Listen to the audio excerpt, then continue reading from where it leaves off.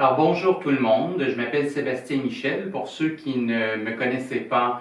vous êtes sur ma chaîne YouTube et j'enseigne le tarot et l'astrologie, mais surtout je suis un grand passionné des arts divinatoires de toutes les cultures et de toutes les époques et je suis toujours un peu en train de lire, en train de m'informer à ce sujet-là et j'avais envie de partager avec vous aujourd'hui un sujet que je connaissais déjà, mais sur lequel j'ai appris quelque chose de nouveau.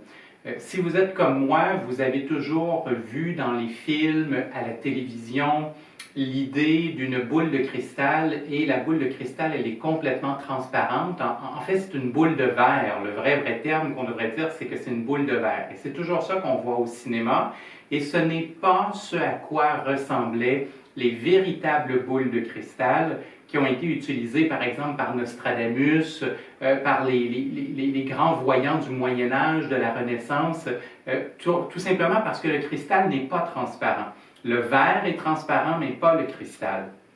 Et c'est intéressant de voir ce à quoi ressemble vraiment une boule de cristal. J'en tiens une, par exemple, dans ma main, et je vais vous la montrer en gros plan dans une minute. Et ce qui est intéressant quand on voit ce à quoi ressemble vraiment une boule de cristal, c'est que c'est de la pierre et on voit, c'est translucide, ce n'est pas transparent, c'est uniquement translucide. Et on voit les rayons de la pierre, les veines de la pierre, on voit le blanc de la pierre à l'intérieur et aussi le côté un peu plus transparent à certains endroits. Mais bref, ça crée des formes, ça crée des filaments, ça ressemble un peu à, si on regardait un peu un nuage à l'intérieur d'une boule de verre, il y a quelque chose d'extrêmement magnifique, quelque chose d'extrêmement hypnotisant dans toutes ces lignes, dans toutes ces formes, dans toutes ces vapeurs qui se retrouvent à l'intérieur d'une boule de cristal. Et la véritable lecture que faisait par exemple Nostradamus avec une boule de cristal, eh bien c'était une lecture comme ça, où est-ce qu'on utilise du cristal qui a été taillé dans une forme de sphère,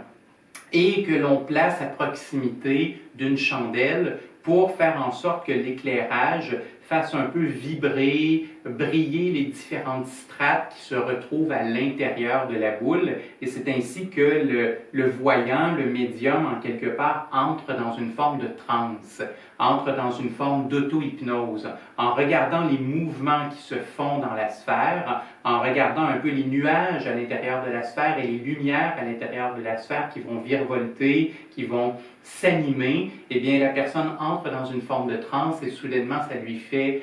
entrer dans sa zone vraiment de voyance et de médiumnité. Et je trouve ça très intéressant parce que finalement ce qu'on se rend compte c'est que lorsqu'un médium regarde une véritable boule de cristal, eh bien il ne voit pas une image comme on verrait dans un film.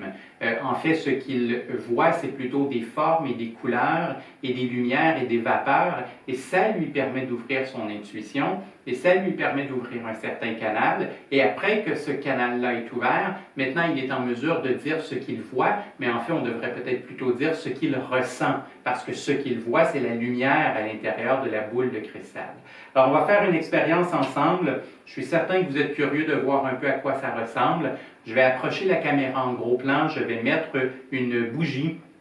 et par la suite, je vais vous laisser contempler la boule de cristal pendant une trentaine de secondes et vous verrez bien si vous tombez dans cette transe-là, si vous tombez dans cette auto-hypnose, si le canal s'ouvre et qui sait, peut-être vous verrez même quelque chose pour votre futur.